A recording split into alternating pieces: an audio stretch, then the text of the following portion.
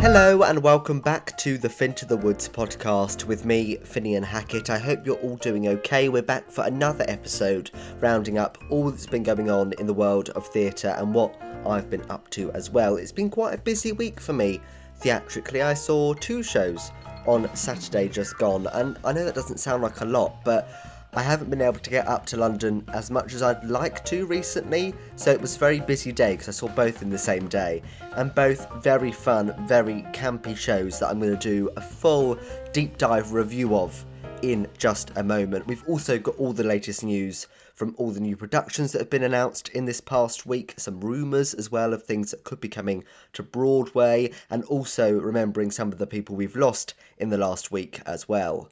Now, before we get going on my reviews of what I've seen, I want to talk about the Oscars briefly. Now, I'm not going to really talk about it in this episode, but next week I'm going to do a proper delve into the awards season and how it's going, what could possibly be a frontrunner next Oscar season, judging from how it's done at the Sundance Film Festival. And yeah, I'm going to do a proper delve into all of that, the Golden Globes, the BAFTAs, the Oscars, all of that next week. So, my wonderful trip to London, it was really nice to go up and see 2 shows that I had been desperate to see for a while and I really didn't want to miss, especially the first one. So the first one was The Importance of Being Earnest at the National Theatre. So this was a major new revival which was directed by Max Webster, who recently directed Life of Pi, and I was just really looking forward to seeing this play. I didn't know a lot about it. I never studied it at school. I've never read it. I knew it was written by Oscar Wilde. I knew the famous line, a handbag, and all the stuff about cucumber sandwiches, but I didn't really know the plot. But from the production images and just everything about it, it looked right up my street. So I wanted to get a ticket. I missed out on getting a ticket when it was first announced, and they sold so quickly because of the cast and because of the production and where it is. It just sold so quickly. So I was kind of quite disappointed and I thought, well, I'm not going to be able to see this. However, on the Friday rush, which the National do, which is basically a thing where you can join a queue for £10 tickets for shows, either seating or standing. So I didn't really want to get a standing ticket, I can't lie. I would have much rather have sat down. However, all that was left was a standing ticket, and the show closed on that Saturday. It was the last day that I could see it, so I thought fuck it basically, and I bit the bullet and got a £10 ticket, and it was a standing one. Would I do that again? No. I have to be honest with you, it wasn't my bag. It was quite a long play. It was 2 hours 45 minutes with an interval, nearly 3 hours because we started late, so you're stood there for quite a long time. And it's fine, and there is a wall you can lean against in the theatre we were in the National. However, my legs just hurt, my back hurt. It's a long time to stand and also pay particular attention to quite a wordy play. So, yeah, I wouldn't do it again. If you're good at standing up and you're good at kind of just chilling and not really thinking about it, go for it. Because for £10 as well, I was like, actually, it wasn't too bad. I only paid a tenner and I managed to see this fantastic production. But I wouldn't do it again. I'd avoid it, to be honest. If I couldn't get a seated ticket, I wouldn't get a standing one. But it was such a joyful production, and one that I was so happy I managed to get to see. The set and costumes by Ray Smith were fantastic. They recently worked on Hello Dolly at the Palladium, and it was just beautiful, and it was just colourful. The costumes were so bright, and the set was so... It was just stunning, and recently we've seen this big pattern of shows that are doing minimalist sets, are doing kind of stripped back productions, and I find it so boring. And to finally see a play that really leans into the kind of elegance of it and the period that it's in, doesn't try to take any of that away from it, it was just glorious. So big props to everyone involved, but just because I think it was a really nice thing to see. I enjoyed the direction. I thought it was really well directed. It felt fresh and revitalised, but still a classic play, because when they had music in the play, which obviously when it was written wouldn't have been like pop songs, but in this it was. They played Girls Just Wanna Have Fun and a few other things, and that was a really funny kind of bit that they put into it. They also added some swearing in, which as far as I'm aware isn't usually an importance of being earnest. I may be wrong, but I don't think there is usually, and they did swear quite a bit. And that was it took me off guard, and I just found it really entertaining. I just thought it did feel fresh, but it didn't feel like they tried to modernise it too much. It was the perfect balance, in my opinion.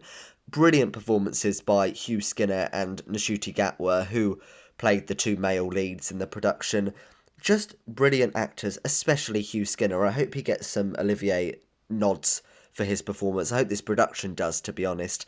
But he, for me, was the standout. I think he's a fantastic actor and deserves kind of a wider audience. I feel like more people should know him as an actor. I thought he was fantastic. Sharon D. Clarke was also a fantastic Lady Bracknell. I loved her.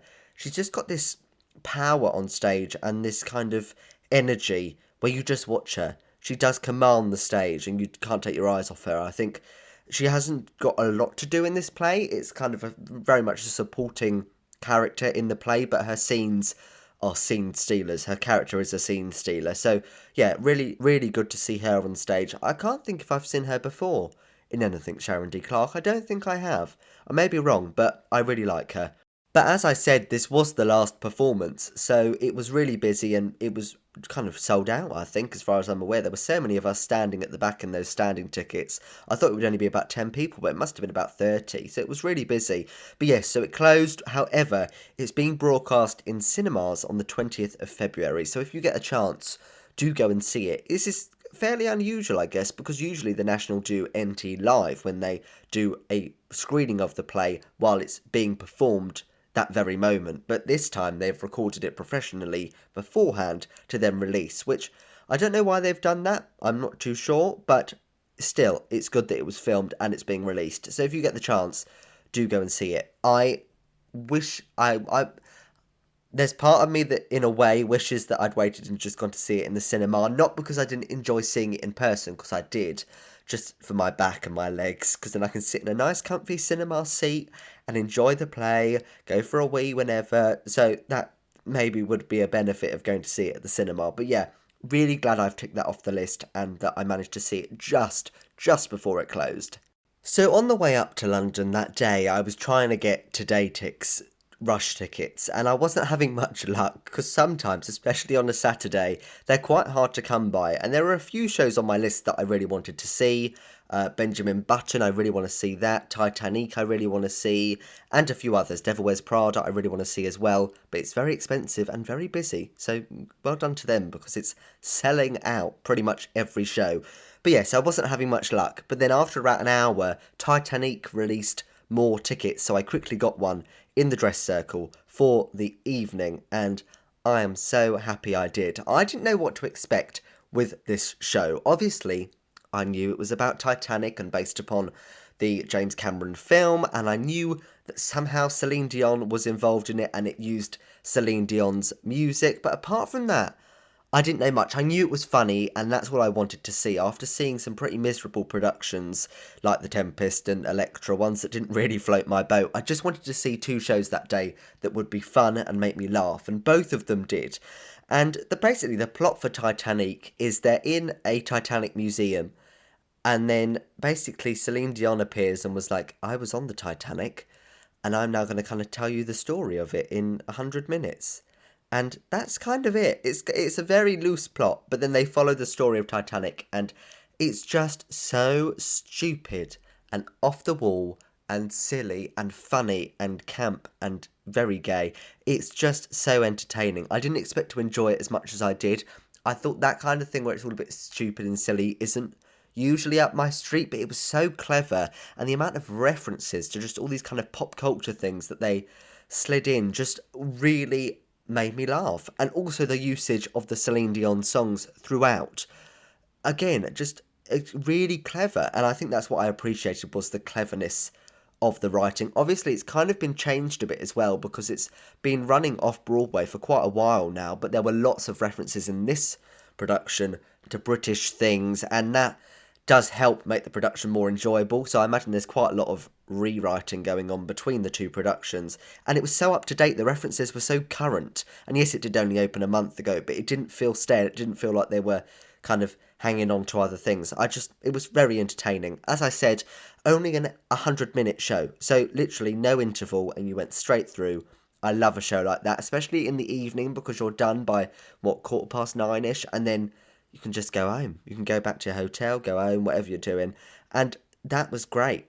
It is a funny old theatre. I've never been to the Criterion before. If you don't know where it is, it's in Piccadilly Circus, so it's always a bit chaotic getting into it, because there's always people stood outside doing things and singing and street performers and this, that and the other. So I was a bit like, oh my God, what's going on? But you go into this tiny, tiny foyer, and then you go down, and you kind of go down into the theatre. It's so odd.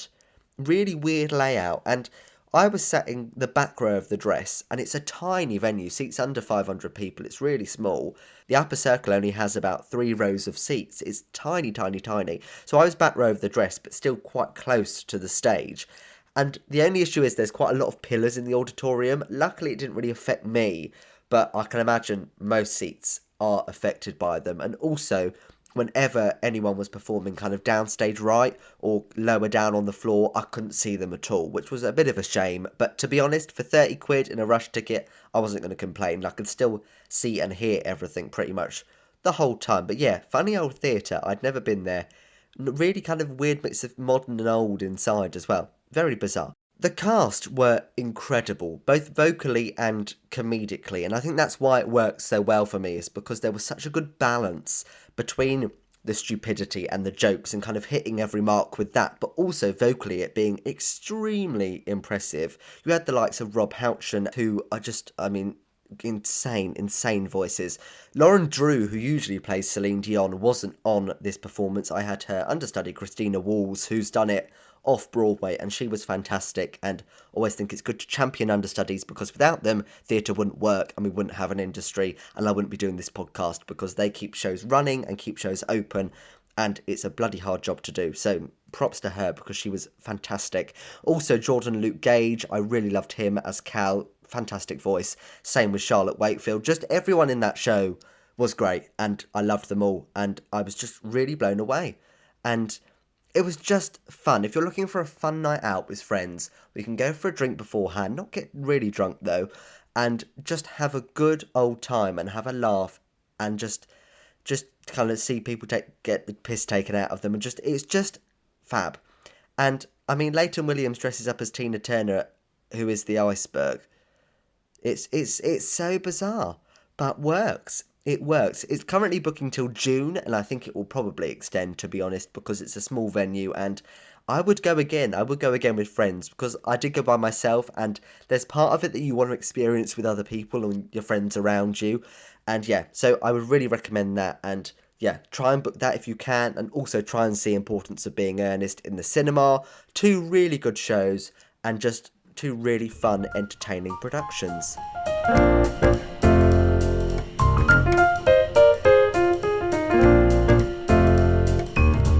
Right then, shall we talk about some of the latest theatre news and gossip and drama and all that's been going on? Because I haven't done this since about November time, this element of the episode, and I'm not going to update you on the last 2 months worth of news, because this episode would be about 5 hours long. We're just going to do the week that's just been, and obviously as the weeks go by, I will update you on things that we may have missed out on. So, kicking off with some of the new productions that have been announced, the film The Lost Boys is being adapted into a musical for Broadway in spring 2026, which is quite far away. I'm not quite sure why they're announcing it this early on, because I don't imagine there's much buzz around it. I don't know. I just think it's an odd thing to announce it a year in advance. But it's going to open at the Palace Theatre on Broadway, where the Tammy Faye Baker musical just closed recently after a very short run. But it's going to be directed by Tony winner Michael Arden. He won a Tony for the recent Broadway revival of Parade, which was very well received. So I think that could be a good production. I personally don't know the film The Lost Boys and have never heard of it before, but obviously in the next year will give me time to watch it and see what's going on. It raises the question of, do we need another movie adapted into a musical? Well, it seems to be working for some. Obviously, the Death Becomes Her musical, which I've spoken about quite a lot on here, has been a huge success. It's making a lot of money and the audiences are lapping it up. So in some situations, it seems to work quite well. Others, not so much. So the question is, do we need to keep having these movies turned into musicals? Probably not, but no one else is willing to bargain on original musicals anymore. I think that's the big thing, is it's expensive to put a show on Broadway or in the West End, and you need to kind of be able to trust that what you're putting on is going to sell and make you money. So obviously using existing films or TV series and adapting them is the way to go, because you know there's an audience for it already. So I understand it, but yeah, will it continue over the next few years? I think so. Now, this is a really interesting one because this isn't official news, but Keke Palmer, who I love, fantastic actress and just such a funny woman, could be returning to Broadway in a play about Muhammad Ali, and she would be set to play Ali's first wife. Now, she spoke about this on the Kelly Clarkson show, and she said it's going to be directed by the wonderful Debbie Allen, who is, again, just a fantastic performer and director as well. But there's no timeline as of yet. We're not quite sure when it's going to be opening. She just announced it on the show with kind of no other idea about what else is going to be happening with that. But Keke Palmer previously was on Broadway in Cinderella. She took over in that original Broadway production of Rodgers and Hammerstein's Cinderella, and she was gorgeous. Her voice is stunning as well. So I'd love to see her return to Broadway anyway, but also please return to musical theatre, because I think she's got it in her. There were rumours that she was going to play Louise in the recent and current Broadway revival of Gypsy, but obviously that did not come to fruition. But yes, I'm hoping she returns within the next year or so. The very successful Great Gatsby musical is going to launch a North American tour next year. It's going to kick off in Baltimore on the 31st of January 2026 and will play more than 50 cities across its tour. So quite a lengthy tour. I imagine it will be throughout that year and into 2027. Obviously, it's also opening at the London Coliseum this year as well and continues to play on Broadway.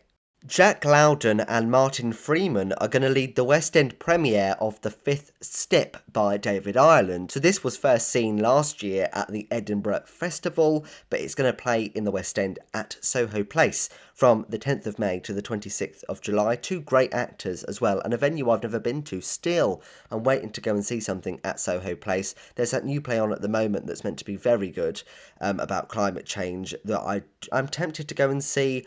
I struggle with plays. I struggle trying to get one that really grasps me, but I just want to see that venue, to be honest. So maybe this will be the play that takes me there. The Barbican have announced their summer musical for this year, and it's slightly different to previous years because this is a transfer from the Regent's Park Open Air Theatre and it's Fiddler on the Roof. So this is going to play from the 24th of May to the 19th of July, slightly earlier than some of their previous summer runs, so maybe we'll get something else in after that, but I doubt it, to be honest. This seems like it is their big summer show, and after that it's going to do an extensive UK tour where it continues to Bromley, Leeds, Belfast, plus High Wycombe, Liverpool, Southend, Eastbourne, Cardiff, the lot. Lots of big venues across the country.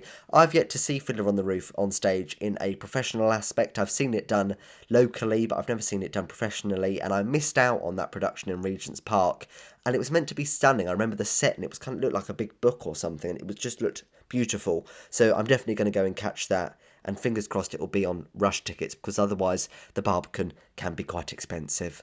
Brian Cox is set to return to the Scottish stage for the first time in a decade in the world premiere of James Graham's new play Make It Happen, which tells the story of the Royal Bank of Scotland's role in the 2008 financial crash. So this is going to preview at the Dundee Rep Theatre and then go to the Edinburgh Festival from the 30th of July to the 9th of August.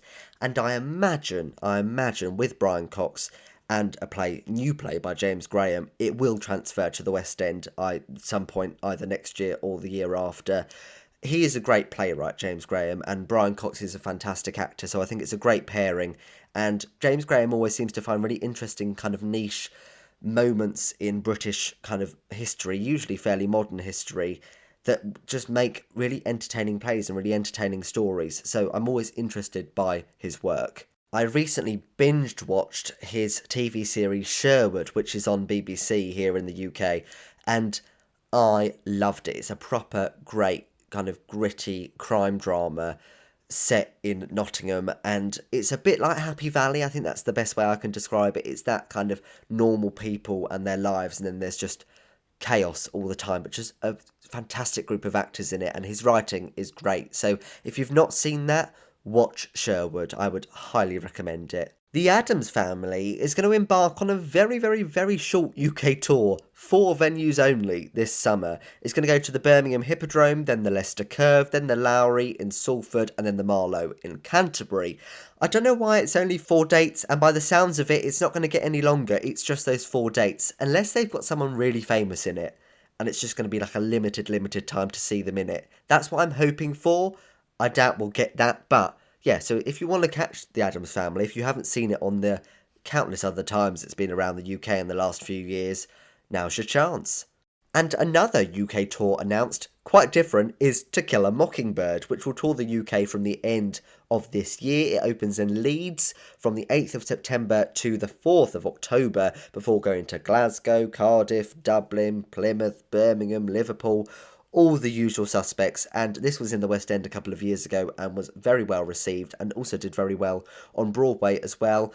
I did To Kill a Mockingbird at school, I think in year 9. We did a whole term on it, a couple of terms, I think. So I know quite a lot about the story, but I've never seen the play. I've seen one of the film adaptations, and it is a really interesting story, and the play is apparently very good. And finally, on the new productions front, let's talk about the new Dolly Parton musical. So, if you've been on TikTok or social media recently, you would have seen all the auditions and self-tapes for the role of Dolly. They're doing a worldwide search, apparently. Whether that is... Sometimes they do this and then they don't actually use them, or they put them as an alternate. But apparently they're casting for the role of Dolly. So, we'll see if that is true in the next few weeks and months. However, the show was called Hello, I'm Dolly, based upon her first album's name, but it's now been renamed, quite boringly, to Dolly, an Original Musical.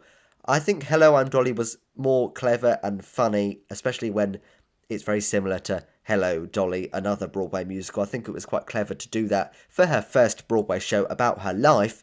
Dolly, an Original Musical, doesn't really inspire me, I have to say, but it's going to have a pre-Broadway run in Nashville at the Fisher Center for the Performing Arts from the 18th of July to the 17th of August, and then the plan is to take it to Broadway in 2026, but obviously we still don't know when or where that will be. We've had a big West End extension this week as well. Back to the Future is continuing to be a huge success, and it's now extended till the 3rd of January 2026.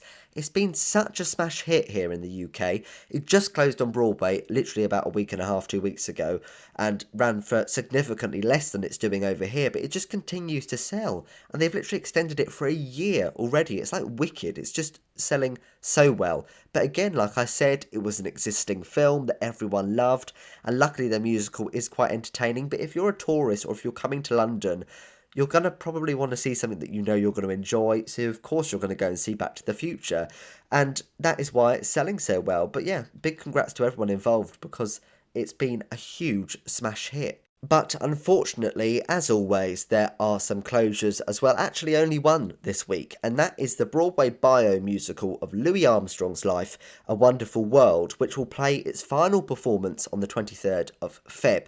So this will have played just 151 performances, including the 31 previews. I'm not too surprised that this hasn't lasted that long. I think there are too many jukebox musicals and kind of bio musicals about people, and I have to say I think it's not been the best advertised production necessarily. I just don't think people really want to see it, and I think that's such a shame, because I know how much hard work goes into all these productions and how much love goes into them all, and it's just a shame to see them close early when you would expect them to run for so much longer. And there's been a very exciting concert announcement this week. So Eva Noblezada and Reeve Carney from Hadestown are going to headline a concert at the His Majesty's Theatre in London on the 9th of February. This is prior to them joining the company of Hadestown. So the original Broadway cast are joining the West End production for just 3-4 weeks. I think they're doing it so they can film a pro shot, but it's the original West End cast from when it was at the National, and also the same cast who opened it on Broadway. I didn't manage to get a ticket. There was drama with the ticket sales, and the site wasn't working, and lots of people are kind of flying in to come and see it from Broadway. I've seen people online say, which kind of annoys me slightly, because you've had your chance for the last few years to see them do it, and now you're going to come over here in the 3 weeks that we've got to see them. It's a bit slightly annoying. However, I understand why, because who would want to see that original cast? I've signed up for the Today Tix lottery, but I don't think I'm going to be very lucky. I never am with that kind of thing, but yeah, I've yet to see Hadestown, but I'd love to see it. Love to see it with them in it. This past week, we've lost some wonderful people in the theatre industry, including Tony nominee Claire Van Kampen, who died at the age of 71 from cancer. She was a composer and a playwright, and she was the first female music director to work with both the RSC and the National Theatre Company. And she was married to Mark Rylance since 1989, and they were married up until her death. She actually passed away on his 65th birthday, which must be just horrendous. But she served as artistic associate under Mark Rylance at the RSC from 1986 to 2006, and then obviously did a lot of work musically, but she was also, as I said, a very successful playwright, and she wrote the play Farinelli and the King, which was nominated for 5 Tony Awards, including Best Play, and 6 Oliviers, including Best New Play. So she was a very talented woman, and obviously very sad, and 71's no age really, especially nowadays. It's just horrendous. So yes, really, really sad. And also, both creators of the musical Ruthless have passed away just 6 weeks apart from each other, and they were husband and husband team, Marvin Laird and Joel Pally. So Marvin Laird died at the age of 85 on the 2nd of December, and a few weeks later, on the 11th of January, Joel Pally died at the age of 69. Just how tragic. Both really clever. Ruthless the musical is such a clever show, and it's where Britney Spears and Laura Bell Bundy and Natalie Portman all kind of kick-started their careers as young girls playing the lead role in that show, which I just think is crazy. But yeah, just awful. It's such a clever show, and to lose both within the space of 6 weeks is just horrendous. But yeah, sending love to all their family and friends, but they've got such a brilliant show that people will remember them by. Over in the world of TV, Linda Lavin, the wonderful Broadway actress who passed away aged 87 on the 29th of December last year, she was meant to star in a new sitcom called Mid-Century Modern, which I've spoken about before, and it was alongside the likes of Matt Bomer and Nathan Lane, and she was set to be a regular in this new sitcom, but unfortunately she passed during filming, so they only filmed 7 episodes with her, and it's been announced that her character will be killed off on the programme, which I think must have just been awful. Imagine losing the actor and then, 4 weeks later, having to film a fake funeral for her character and kill off the character that you've been working alongside. Just really, really sad. But she was a fantastic actress, and I can't wait to see this series, even though it's now going to be tinged with a little bit of sadness due to her passing. Before we get on to casting, let's talk a little bit about some drama at the Tempest. So as you will know, I went to see the Tempest, didn't think it was the best play in the world, but it's been running and it's been doing okay, not selling brilliantly. But the other day, the stage was stormed by some Just Stop Oil protesters. This was on the 27th of January, and they climbed onto the stage with a big confetti cannon which they set off with a sign reading "Over 1.5 degrees is a global shipwreck." So this was kind of linking it to the Tempest and the play where there is a shipwreck. Not that you would have known with that production, but that is what happens in the play. So they stormed on stage. I mean, it wasn't aggressive. They were just stood there, but Sigourney was sat on her IKEA stool in the middle of the stage, and then one of the characters comes up off the floor, and she was sat there when they came on stage and started talking and set off the confetti cannon, and she didn't really react. She just kind of looked at them, and then she had to be escorted off stage. Both protesters have now been arrested, and I don't know what has happened since then. It was only a couple of days ago. It's awful because I don't know why security is so bad. How the fuck did they get up onto the stage at Drury Lane? How did that happen? I think it's really, really bad that that is still happening, especially after this happened at Les Mis not too long ago as well. So I don't necessarily disagree with Just Stop Oil. I don't disagree with what they're protesting against, because I think climate change is a very important thing. But often in situations like this, it exposes the flaws in the security at the theatre, and yes, it does raise awareness of it, but is it a positive or negative way? It's really a really difficult conversation, I think, and one that has a lot of nuance to it, because I understand where they're coming from, but also it's not very safe, and is it putting other people at risk? It's just, there's a conversation for each side of the story, I think. But yeah, it's probably the most entertaining thing that's happened at that theatre, though, over the last few weeks. So let's round off with some casting news from all over the place. There's been a lot this week. So Mean Girls star Erica Henningsen is going to join the cast of the Bobby Darin musical Just in Time alongside Jonathan Groff on Broadway. This previews from March this year. Looks really great, and Jonathan Groff is probably going to get another Tony Award. Lencia Cabeda will make history as the first black actor to play Elphaba full-time on Broadway starting in March, alongside Ali Trim taking on the role of Glinda. She's previously played the role as a standby. But yes, a historic movement by the Broadway production, and obviously off the back of the film with Cynthia Erivo taking on the part, I think it's raised more awareness to the casting directors of the Broadway production that they never had a black actress play the part full-time, but now that is happening. John Owen Jones, Adam Garcia and David Hunter are going to join Kerry Ellis for the If Then concert, with a second date now added on the 17th of February. May Ann Joralan, Trevor Dion Nicholas, Stephen Carlisle, Craig Gallivan and Lee Barrett are just some of the actors joining the West End production of Hercules. There's also 5 fantastic muses, including a standby muse, Camilla Fernandez, who will cover all of the muses, which I think is crazy, but I'm really excited for Hercules. I think it's going to make a fantastic stage musical, and the cast is just brilliant. Jeanette Manrara from Strictly is going to be starring as Roxy Hart in the UK tour of Chicago from the 3rd of March. That's when it's in Southend. I'm not quite sure if she's doing the whole of the rest of the tour. I imagine she'll stop once Strictly comes back around in September, but I'm really intrigued by what she's going to be like. I don't know if she can sing. I know she can dance, obviously, but can she act and sing? I mean, it's never stopped people in Chicago before, but very intrigued by her performance.